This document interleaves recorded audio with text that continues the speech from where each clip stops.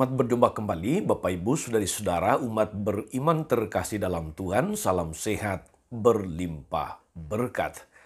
Kita berjumpa lagi pada hari Rabu tanggal 13 Juli 2022. Saya mengajak kita untuk merenungkan hari ini kutipan Injil Matius bab 11 ayat 25 sampai 27. Kita mendengarkan sabda Tuhan dalam nama Bapa dan Putra dan Roh Kudus. Amin. Sekali peristiwa berkatalah Yesus, "Aku bersyukur kepadamu Bapa Tuhan langit dan bumi, karena semuanya itu engkau sembunyikan bagi orang bijak dan orang pandai, tapi engkau nyatakan kepada orang kecil. Ya Bapa, itulah yang berkenan padamu. Semua telah diserahkan kepadaku oleh Bapakku, dan tidak seorang pun mengenal anak selain Bapa, dan tidak seorang pun mengenal Bapa selain anak, dan orang yang kepadanya anak itu berkenan menyatakannya." Demikianlah sabda Tuhan. Bapak Ibu Saudari-saudara, umat beriman terkasih dalam Tuhan kita Yesus Kristus. Kalau kita membaca Injil, 4 Injil khususnya saudari-saudara, kita akan menemukan banyak sekali kisah tentang Yesus yang memberi perhatian, memberi kepedulian kepada orang-orang kecil, orang-orang miskin, orang-orang yang bersengsara. Dan tentu saja ini sejalan dengan misi Yesus datang ke dunia, sebagaimana terungkap dalam Injil Lukas bab 4. Roh Tuhan ada padaku, sehingga dia mengutus aku untuk mewartakan kabar baik kepada orang-orang miskin, pembebasan kepada para tawanan, pemberitaan bahwa tahun rahmat Tuhan telah datang. Ini sejalan dengan seluruh karya-karya Yesus yang kita temukan dalam kisah-kisah Injil saudari-saudara. Terhadap orang-orang kecil, orang lemah, orang-orang miskin dan bersengsara, Yesus seringkali jatuh belas kasihan. Banyak orang yang disingkirkan, banyak orang yang diabaikan, banyak yang dipandang rendah, banyak yang diperlakukan tidak adil, banyak yang dikucilkan dari pergaulan sosial. Tetapi justru mereka didekati oleh Yesus. Kita temukan itu saudara-saudari di dalam diri orang-orang miskin dan sederhana. Kita temukan itu dalam diri para pemungut cukai dan orang-orang terlantar. Kita temukan itu dalam diri mereka yang sudah mendapatkan cap sebagai orang berdosa. Kita temukan itu dalam diri mereka yang menjadi korban-korban ketidakadilan, sebagaimana diceritakan sekali lagi oleh kisah Injil. Saudari-saudara, umat beriman yang diberkati oleh Tuhan, apa yang dilakukan oleh Yesus mengandung makna bahwa Allah berkenan, Allah tidak tinggal diam atau tidak peduli atau membiarkan orang-orang yang miskin dan menderita, orang-orang kecil dan sederhana. Hal ini terungkap di dalam kutipan Injil Matius hari ini yang singkat cuma 2 ayat. Ketika Yesus bersyukur kepada Bapa yang memperhatikan dan menyatakan diri kepada orang-orang kecil, orang-orang sederhana. "Aku bersyukur kepadamu Bapa Tuhan langit dan bumi, karena semuanya engkau sembunyikan bagi orang bijak dan pandai, tapi engkau nyatakan kepada orang-orang kecil.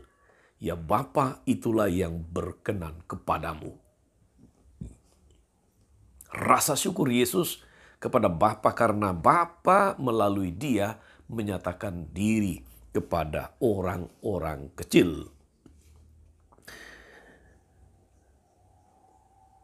Yesus bersyukur kepada Bapa yang memperhatikan, Bapa yang peduli, Bapa yang tidak tinggal diam terhadap situasi orang-orang kecil, orang-orang menderita, mereka yang sekali lagi diperlakukan tidak adil.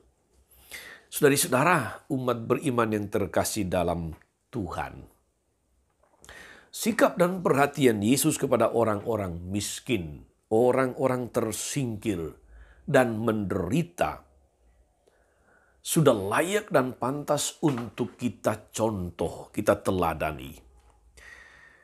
Perhatian kepada orang-orang kecil dan miskin harus menjadi cara berada gereja. Cara berada kita sebagai orang-orang Kristiani. Semangat berpihak dan berada bersama orang miskin yang selama ini menjadi komitmen gereja harus tetap dihidupi dan bahkan perlu lagi ditingkatkan. Oleh karena itu, saudara-saudara, ada satu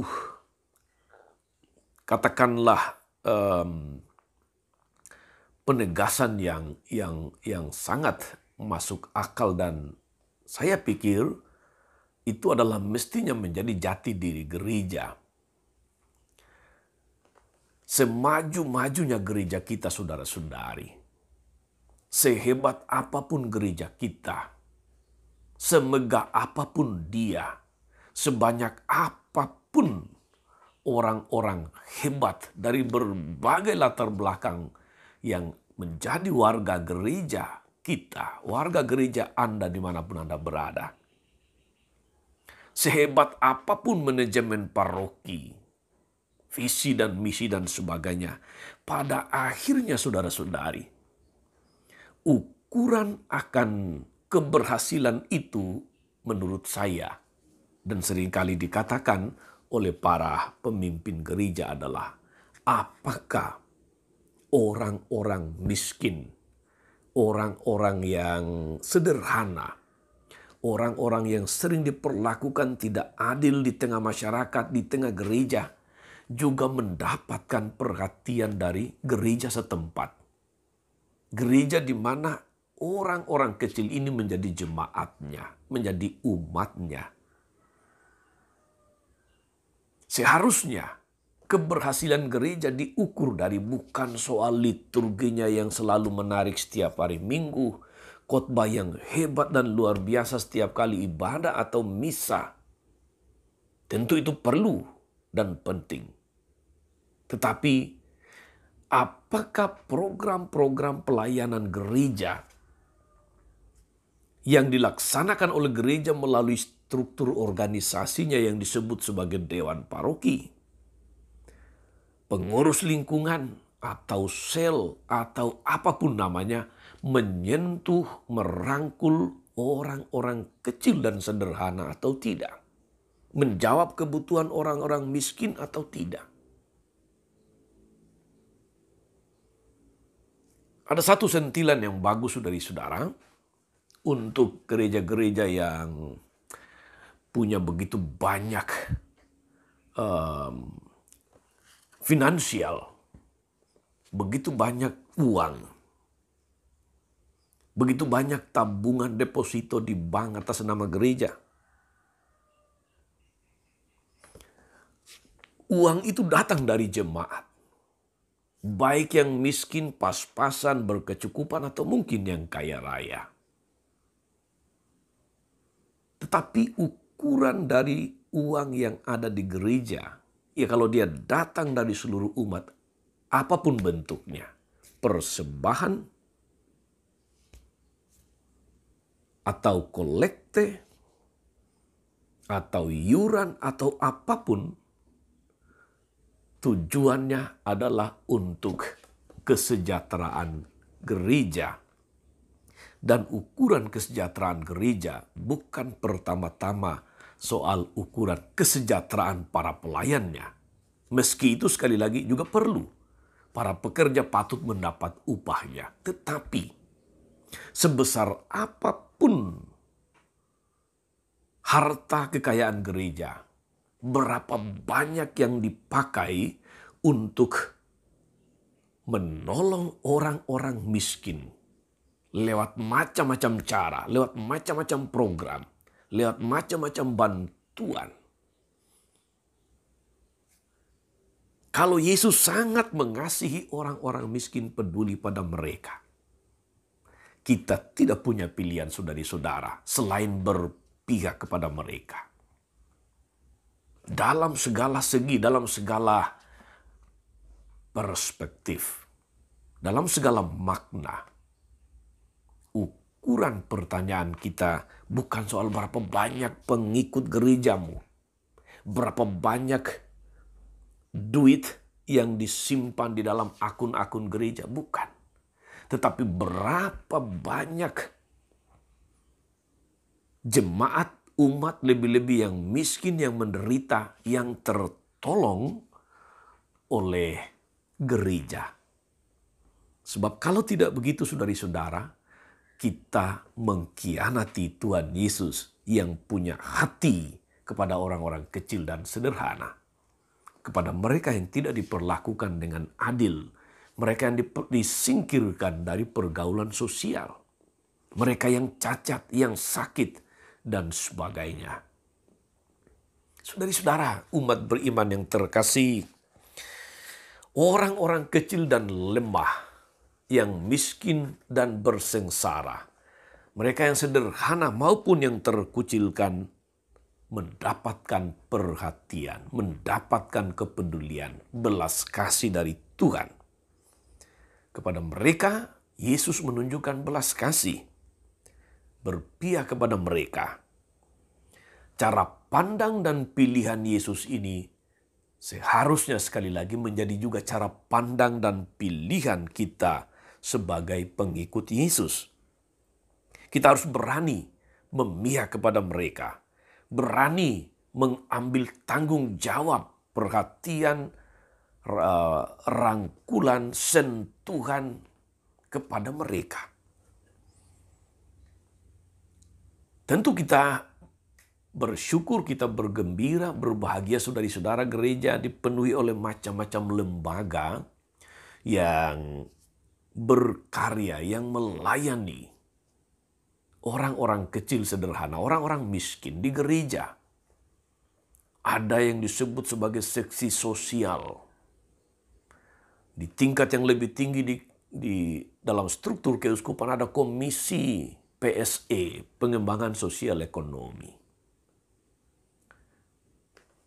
Ada panti-panti asuhan. Ada macam-macam lembaga yang memberi perhatian kepada orang-orang kecil dan sederhana. Kita syukuri itu. Sambil terus berefleksi, saudari-saudara, berintrospeksi, sudahkah kita bertindak maksimal terhadap orang-orang kecil yang datang pada kita? Sudahkah kita memiliki hati kepedulian yang sama dengan Yesus terhadap mereka yang menderita, yang diperlakukan tidak adil, yang cacat, yang miskin dan bersengsara? Saudara dan saudari, jangan pernah lelah menyambut orang miskin. Jangan pernah alergi kalau ada orang yang minta bantuanmu, mereka yang sungguh membutuhkan pertolongan. Mereka dihadirkan oleh Tuhan untuk menguji kepedulian kita, menguji iman kita sekalian. Sejauh mana kita punya hati, sejauh mana kita punya kepedulian. Sebab Yesus berkata dalam bagian Injil yang lain, yang kamu lakukan untuk salah seorang dari saudaraku yang paling hina ini, itu kamu lakukan untuk aku. Saudari-saudara, umat beriman terkasih, gereja yang baik, gereja yang bagus, memang adalah gereja yang senantiasa punya hati, punya kasih, punya kepedulian yang nyata, pelayanan yang konkret kepada orang-orang miskin dan menderita. Ukuran kebesaran gereja, ukuran kebesaran Kristianitas kita bukan soal berapa banyak pengikut, tetapi berapa banyak yang terlayani oleh kita. Selamat beraktivitas saudari-saudara. Lakukan segala sesuatu penuh kasih, jangan lupa berbuat baik kepada sesama, lebih-lebih yang miskin, menderita, yang sederhana, dan bersengsara, yang diperlakukan tidak adil. Mereka yang mengalami kesepian rohani dan jasmani. Dan hadirlah di situ sebagai sesama, sebagai saudara bagi mereka. Tetap sehat, tetap semangat. Tuhan Yesus Kristus, kami bersyukur karena Engkau meneguhkan kami melalui firman-Mu hari ini. Engkau bersyukur karena Allah Bapa menunjukkan kasih, menunjukkan kepedulian kepada orang-orang kecil, mereka yang menderita, mereka yang terlantar, mereka yang cacat dan membutuhkan belas kasihan. Semoga kami memiliki karakter hati yang penuh belas kasih kepada semua yang membutuhkan pertolongan. Semoga kami boleh ambil bagian dalam gerakan Yesus, gerakan untuk peduli kepada semua orang, lebih-lebih mereka yang miskin, yang kecil, yang sederhana, yang sakit, yang bersengsara, yang cacat, dan semua yang sungguh membutuhkan pertolongan. Terpujilah nama-Mu Tuhan sepanjang segala masa. Amin. Saudari-saudara sekalian, berkat Allah turun atas saudari-saudara, atas mereka yang kita doa karena tahu kita janjikan doa. Mereka yang sakit dan menderita, segala rencana, karya dan pelayanan hari ini, Bapa dan Putra dan Roh Kudus.